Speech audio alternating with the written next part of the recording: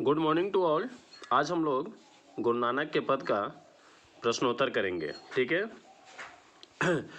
मैं प्रत्येक प्रश्नों को अच्छी तरह से समझा कर बोलूँगा। तुम लोग रफ की कॉपी निकालना और उसको अच्छी तरह से नोट कर लेना। पहले तो समझने का प्रयास करना, उसके बाद फिर नोट करना, ठीक है।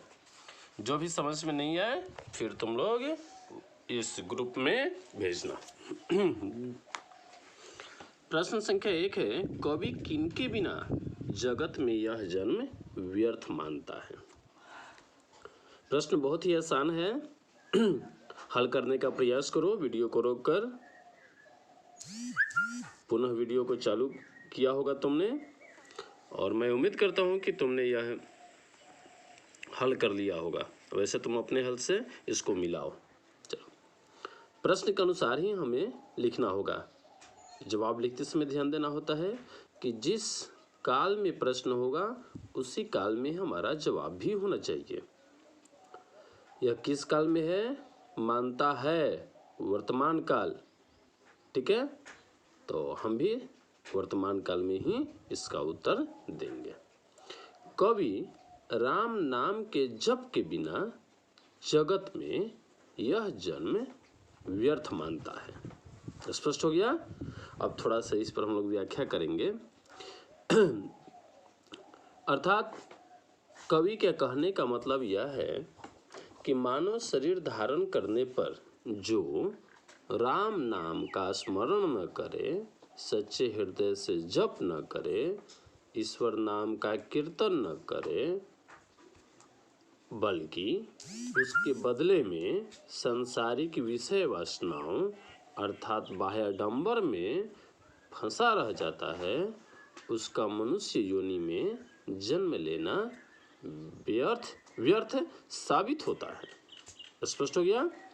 प्रश्न संख्या 2, वाणी कब विष के समान हो जाती है? चलो, इसका आंसर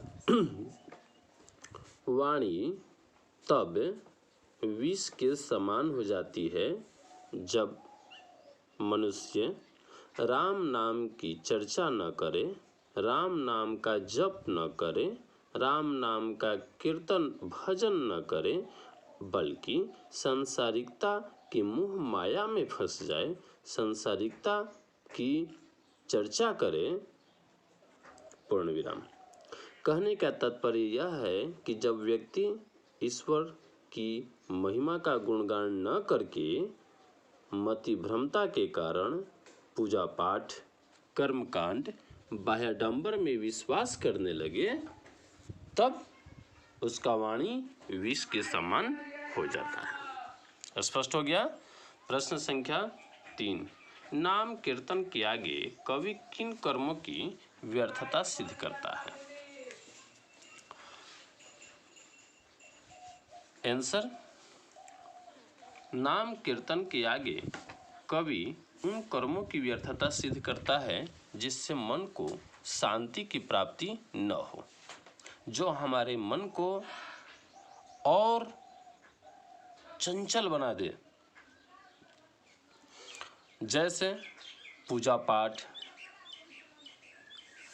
वेशभूषा अर्थात बाह्याडंबर, जिसके कारण अहंकार जन्म लेती है, अहंकार की भावना जन्म लेती है।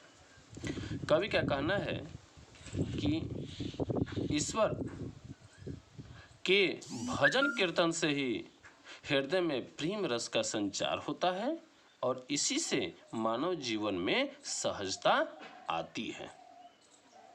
स्पष्ट हो गया। प्रश्न संख्या है 4, प्रथम पद के आधार पर बताएं कि कवि ने अपने युग में धर्म साधना के कैसे कैसे रूप देखे थे।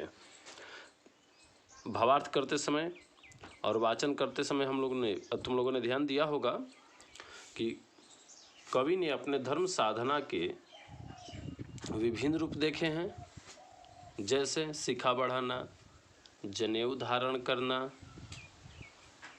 कमंडल धारण करना, छड़ी अर्थात बेंत लेकर चलना, खड़ाऊ पहनना, विभिन्न तरह के वस्त्र जैसे धोती पहनना,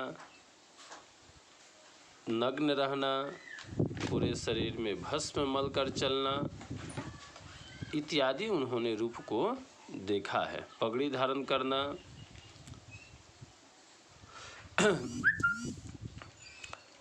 हालांकि लोग इसी को धर्म साधना मान लेते हैं, जबकि यह धर्म साधना बेकार है, क्योंकि इस व्यवस्था से हमारे समाज में ऊंच नीच की भावना बढ़ती है, ठीक है। और इसी तरह का बाह्यडंबर साधना के विभिन्न रूप हमारे कवि ने देखे थे। अगला प्रश्न है, हरि रस से कवि का अभिप्राय क्या है? उत्तर होगा, हरि रस से कवि का अभिप्राय अयोध्या नरेश, अयोध्या के नरेश दशरथ पुत्र राम नहीं बल्कि ईश्वर से है। अर्थात ईश्वर नाम के जप से है। कवि के कहने का तात्पर्य यह है कि जिसने ईश्वर नाम रूपी रस का मधुर स्वाद चख लिया है, उसके लिए यह संसार असत्य एवं असहज हो जाता है। अर्थात जो प्रेम या भक्ति रूपी रस में सराबोर हो जाता है, उसका हृदय दिव्य प्रकाश से आलोकित हो उठता है, प्रकाशित हो उठता है। अतः हरि रस से तात्पर्य प्रेम रस अथवा नाम रस से है। पूर्ण विराम। अगला प्रश्न है, कवि की दृष्टि में ब्रह्म का निवास कहाँ है? इसका जवाब होगा, कवि की दृष्टि में ब्रह्म का निवास मनुष्य के अंतःकरण में है, अर्थात सच्ची हृदय में है। कहने का तात्पर्य यह है कि जो पुरुष कवि की आराधना सच्चे हृदय से करता है, उसका अंतःकरण प्रेम रस से आलोड़ित हो जाता है। आलोड़ित का मतलब हुआ आनंदित। उसका चित्त शांत हो जाता है।